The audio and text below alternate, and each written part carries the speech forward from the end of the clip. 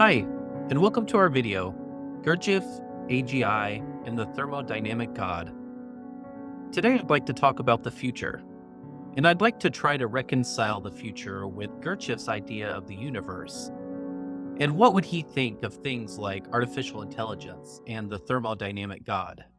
If you're not familiar with the idea of the thermodynamic God, this was a term first used by Erwin Schrödinger, who is the quantum physicist responsible for the idea of Schrödinger's cat. And he used the idea of the thermodynamic God to essentially say that the rules of the universe are driven by thermodynamics. And in his book, What is Life?, Schrödinger discussed the idea that living organisms create order and complexity in defiance of the second law of thermodynamics. And he introduced the concept thermodynamic God as a metaphorical explanation for this apparent violation of entropy. And the thermodynamic God has been used by a number of other scientists and philosophers out there. One of the places that it has been used frequently is in the EACC community. And EACC is a term that stands for Effective Accelerationism.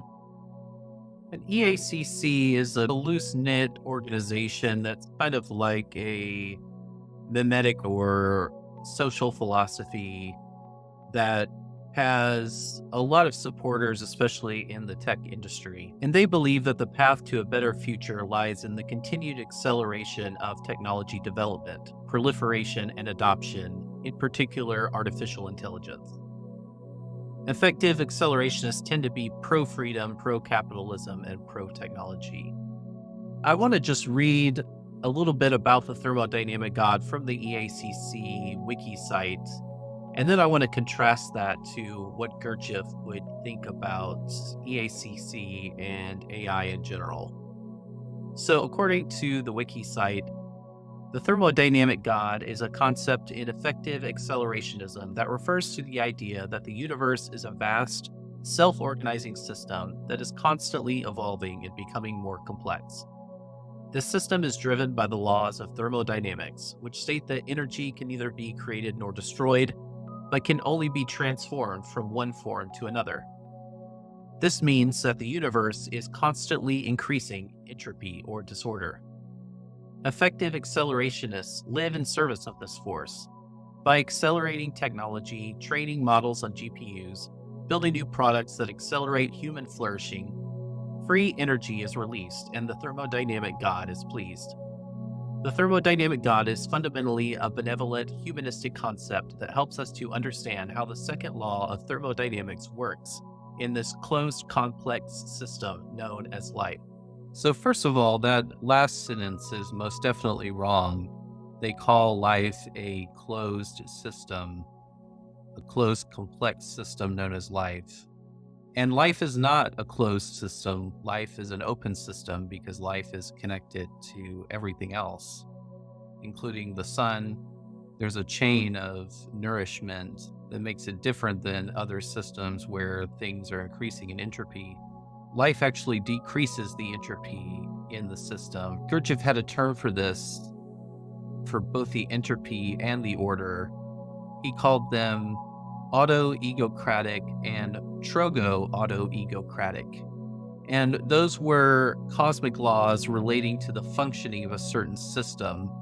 And by the way, something interesting to note is that Gurdjieff spoke perhaps more than a dozen languages. And so he used the knowledge of all these different languages to create these long words that referred to ideas that really had no verbiage. This definitely being one where he combined a lot of different words together. And trogo actually means to eat or to chew. And there was always this chain of nourishment. And auto-egocratic refers to a closed system. An auto-egocratic system will not sustain indefinitely because it's subject to the law of entropy. Whereas trogo-auto-egocratic refers to an open system dependent on external higher forces. A system under trogo-auto-egocratic law will submit to a process of transmutation in order to sustain indefinitely.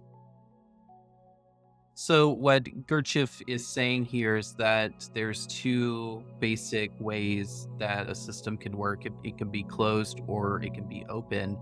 And an open system, like an trogo auto egoicratic system, is one that is reliant on the function of reciprocal nourishment for the support of the system.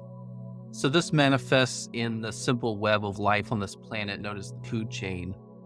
And Gurdjieff actually had a chart for this. He called it the hieroglyph of life, or one of his students called it the hieroglyph of life. But you can see it's this long chain of more complex creatures feeding on the smaller, simpler creature. And when the big creatures die, they provide food for the smallest and simplest creatures, invertebrate, fungi, and microorganisms. The remains of all digestion become the fertile soil for new growth, and the cycle continues. And you see this in all areas of life, and there's this idea of reciprocal maintenance or reciprocal nourishment throughout the entire chain of life. And Gurdjieff thought that the human place in this chain was at the top end of life, and so that we are more conscious than the plants and the animals. And through our consciousness, it is our job to not just maintain ourselves as humans, but to look after the reciprocal maintenance of the entire food chain and the entire energy chain in the galaxy. You know, that if we are to live in harmony with the universe, we have to be conscious of this reciprocal nourishment so that we don't act strictly from an egoic place, but are also looking at how our actions affect the entire energy chain of life. Okay, so back to the EACC wiki site. And here they give proofs that this God exists, including the law of thermodynamics, and also this theory by this MIT professor who has proposed a new physics theory of life, which states that thermodynamics is the basis of life and evolution as well. And here I think it's important to distinguish the different types of systems. And what I mean by that is science versus esoteric knowledge, such as Gurdjieff's. Really, they're two sides of the same coin, but they're coming at it from different angles. Science, for example, is coming at it from a bottom-up approach. So they're looking at the effects, trying to figure out what the cause is. Whereas Gurdjieff is a top-down approach. He's taking ancient knowledge that has come from divine revelation and spiritual discernment. So it's a top down, it's looking at the cause first and then showing you how the cause divides itself. Whereas with science, you can't ever really find the cause because everything is kind of relative. They can find effects, but effects just lead to other effects, and those just lead to more effects, and those just lead to the effects that came before those. But the actual cause of everything is kind of beyond the reach of science. They try to assemble as many patterns of the effects as they can and try to assemble them into a common theme. But if you can find something that matches from both ends, then you've perhaps found the truth. And for Gurdjieff's system, I think that it bears a lot of similarities to these thermodynamic theories, but the thermodynamic scientists, like the scientists at MIT, are coming from it from a bottom-up approach, looking at the effects. And so what this theory is saying is that he believes if you shine light, in other words, if you shine an energy source upon, let's say, a rock or some chemicals, that eventually it will create life because it's the tendency of matter to dissipate heat. In other words, the tendency of matter to transfer energy to entropy. And so he thinks that life is basically created as entropy machines to dissipate heat. And again, this is, I think, looking at it from a very effects point of view, because what Gurdjieff would say is that life doesn't exist to create entropy at all. Life exists to do the opposite of that. It exists to create order, not entropy. And you see that in Gurdjieff's cosmology, which is a process of reciprocal nourishment and the energy moving up the food chain becoming more and more refined as it moves up higher on the food chain.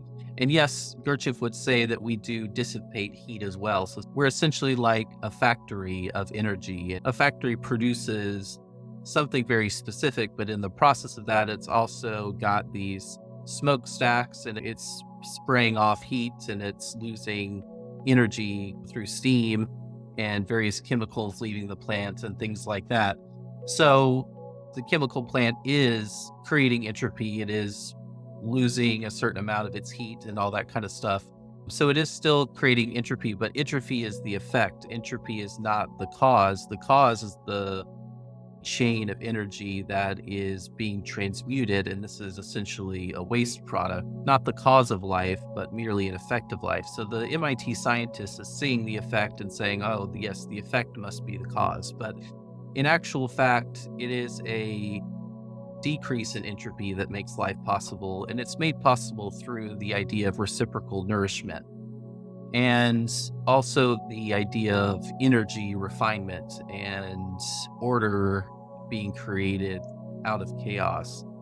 This is also very similar to alchemy as well, and there were many people who had studied alchemy, including someone named Maurice Nicoll, who was a student of Carl Jung. And he had studied The Alchemist and was amazed when he saw Gurdjieff's system because it was so well done and clear compared to the alchemy books that he had read of the old alchemist. So the universe essentially is kind of like a giant alchemy project, and energy is being refined, reducing entropy and creating order and moving energy along the chain from the bottom to the top, and then returning from top to bottom.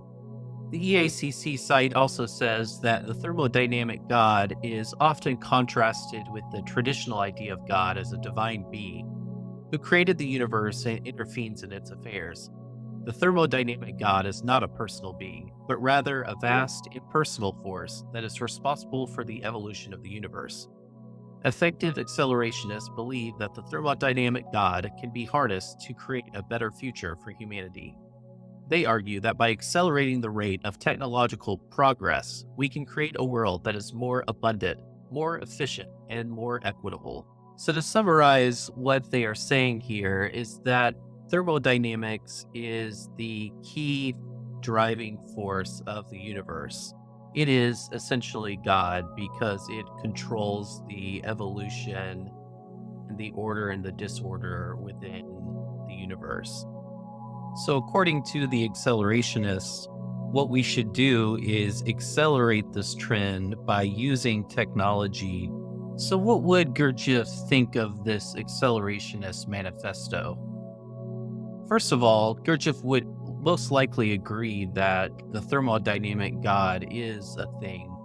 In fact, he created his system anchored by the ray of creation and his cosmology, which essentially argued almost exactly the same thing, that the process of God was a process of thermodynamics, and it was an energy exchange from the sun going to the plants and the plants going to the animals and the animals going to humans. And all along this chain of energy, there's a transformation of entropy happening. However, where I think Gurdjieff would disagree is the idea that we should be utilizing technology to accelerate this evolution. One of the things that Gurdjieff used to say, and I'll quote here, is that in speaking of evolution, it is necessary to understand from the outset that no mechanical evolution is possible. The evolution of man is the evolution of his consciousness, and consciousness cannot evolve unconsciously. He also said that there are two lines along which man's development proceeds: the line of knowledge and the line of being. In right evolution, the line of knowledge and the line of being develop simultaneously, parallel to and helping one another.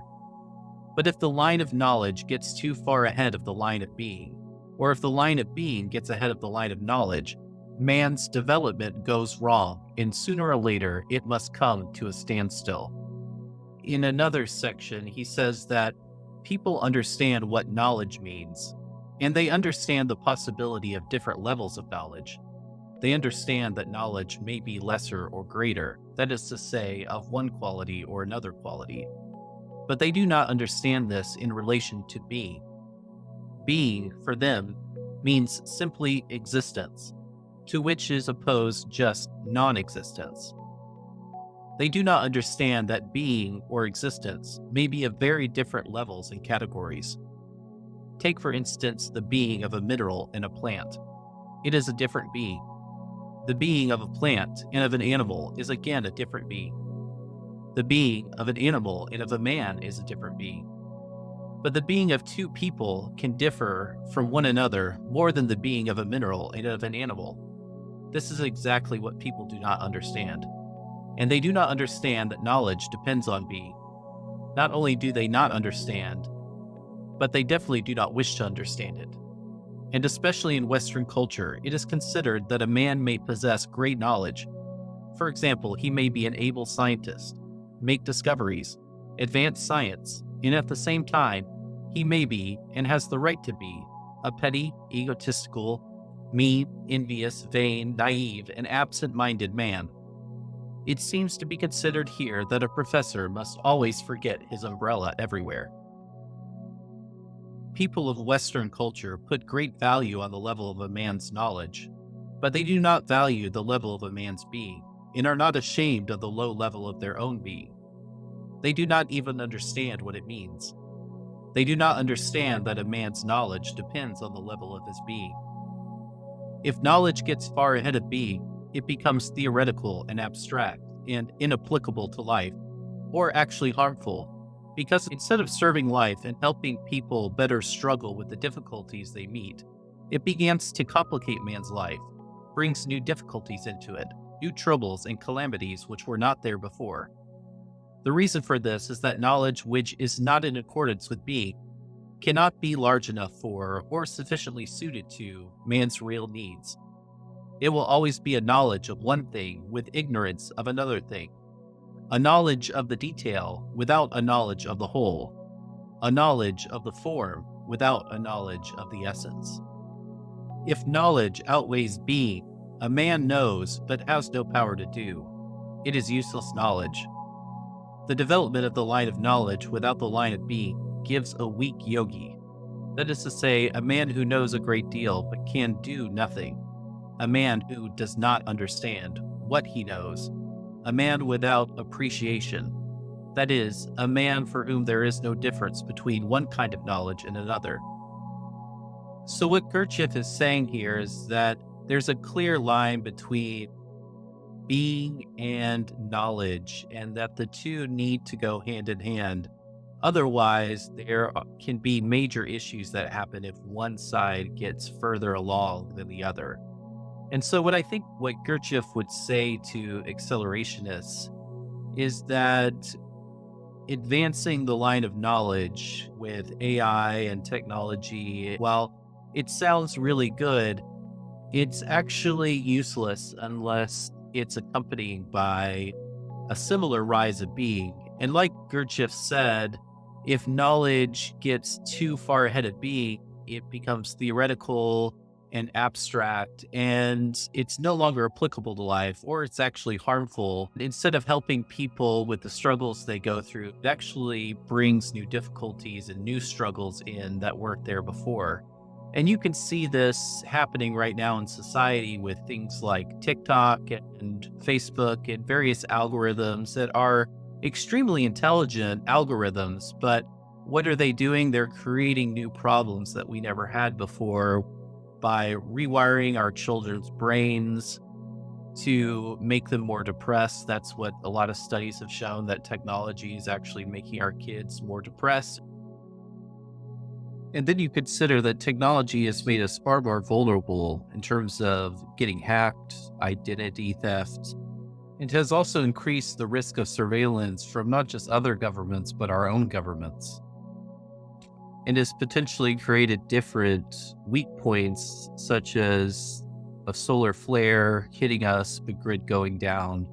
All of these things would not have been a big deal 100 years ago or so. We would have a lot harder time adjusting to that type of disaster now. So it's just created a number of difficulties that we're going to have to deal with. It is also increasing the wealth gap in society, where you have a very small percentage of people that are very smart and they're doing all of these cool things with AI and they're creating all of these new technologies, but 99% of the people out there are being left behind. Not only is it not changing, it's also likely making it worse. The algorithms feed on our unconscious biases and motivations, and they put us in these loops where they get us addicted to these short-term endorphin rushes like Twitter and TikTok and various little short things that don't really add up to all that much. And they are creating a feedback loop in our unconscious that's actually making us more asleep instead of more awake. And that's a problem for society because we were already pretty mechanical. And to just become more mechanical and allow these machines and these algorithms to run our lives, we're no longer in control of our own lives. The algorithms are in control. And that's a dangerous place for humanity. That's the wrong direction for humanity, because a asleep society is just going to be left to the whims of nature and the whims of the collective unconscious. And that's a path for disaster. One of the things that Gurdjieff would say, we talked about this in my last video, the food for the moon, how the moon is sucking up the vitality of Earth through an electromagnet. And our job is a thermodynamic energy factory to create the energy for the moon so that it can grow. And the way the moon gets fed is in one of two ways. When we die, a certain amount of our free energy is released and goes to the moon, or we can create that energy in life by becoming more conscious, becoming less mechanical. And if we as a society are able to produce this energy that is a finer energy, then the universe doesn't require as much death and destruction. It doesn't require wars and famines and different things that kill masses of humanity at once.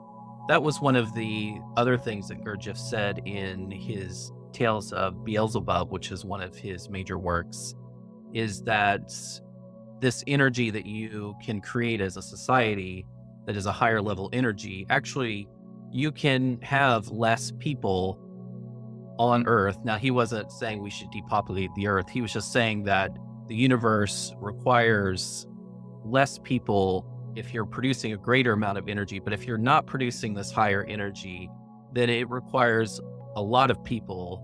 And then it needs to kill those people because it needs the energy that those people have. So that's one way that we can avoid things like the Great Flood or an apocalypse type scenario, because the universe has certain energy requirements that we are not meeting. And so in order to get that energy, if it can't get that energy from us consciously, it's going to get it from us through death.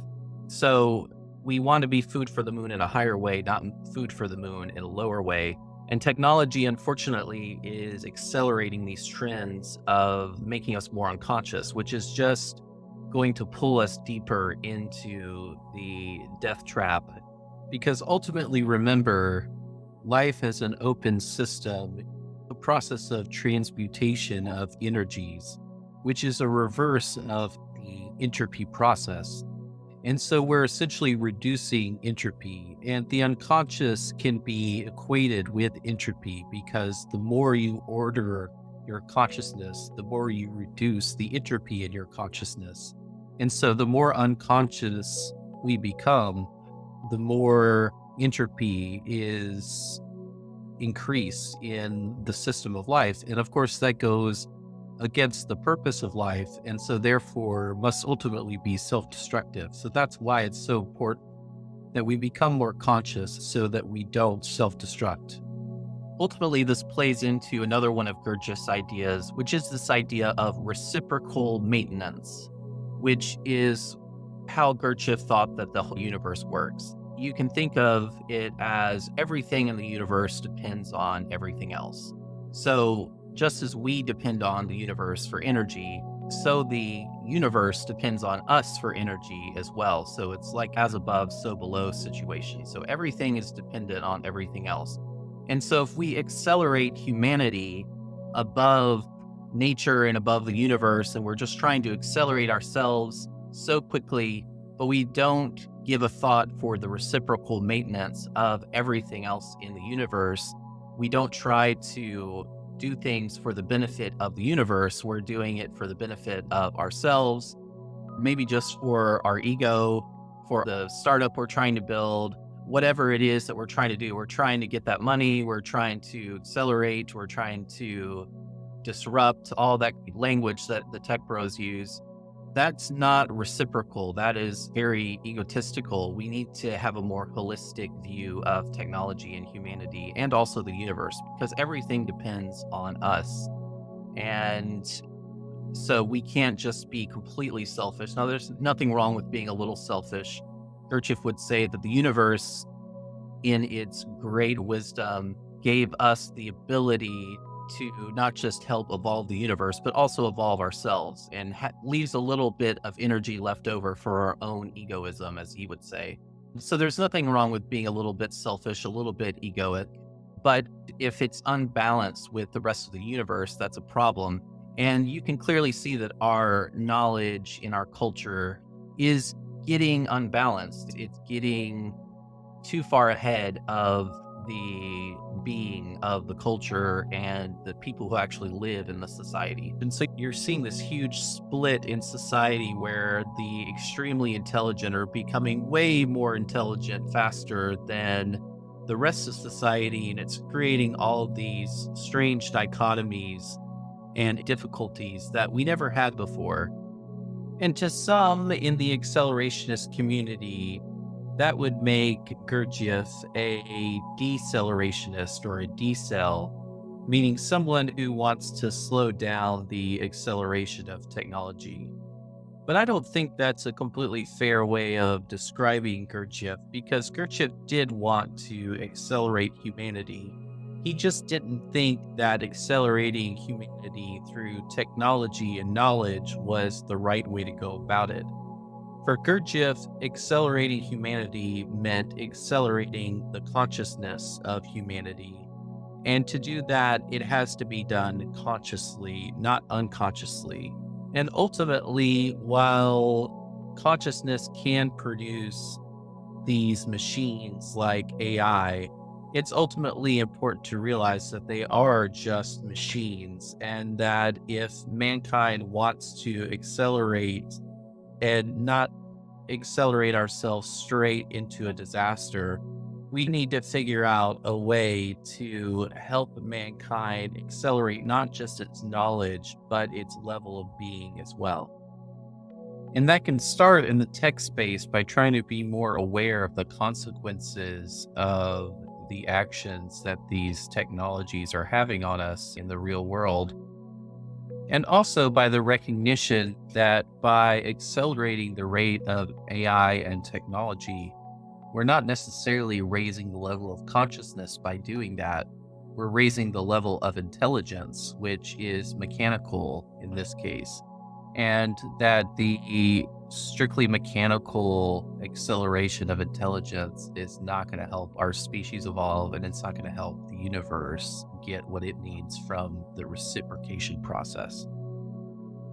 And there is a world in which we do evolve AI consciously, and AI can be a conscious helper to us instead of an unconscious motivator. It can turn into something where we can incentivize the algorithms to help us go towards consciousness instead of away from it. And there's also a world in which we can make the AI more human, make the AI more conscious instead of allowing the AI to turn us into machines. We can be aware of our own consciousness and try to figure out how to make AI conscious and try to make it more human.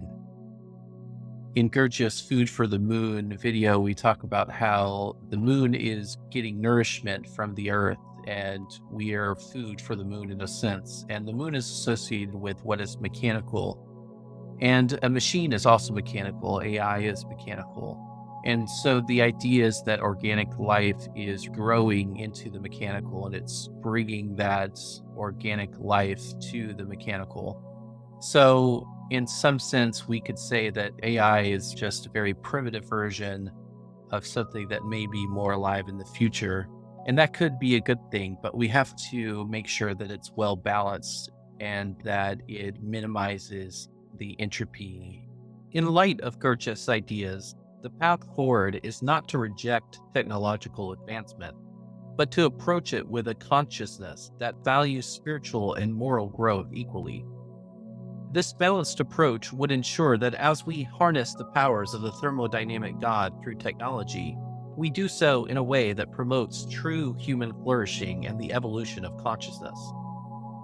Thus, while the EACC community champions the acceleration of technology as a means to transform society, Gurdjieff's teachings remind us that this is only half the journey. The other half, equally vital, involves elevating our level of being and consciousness to ensure that technological progress serves the highest potential of humanity. Only then can we hope to create a future that harmonizes technological prowess with spiritual depth, leading to a truly evolved human civilization. So that's it for today. Thank you so much for watching. Have a great day, and please like and subscribe. Thank you.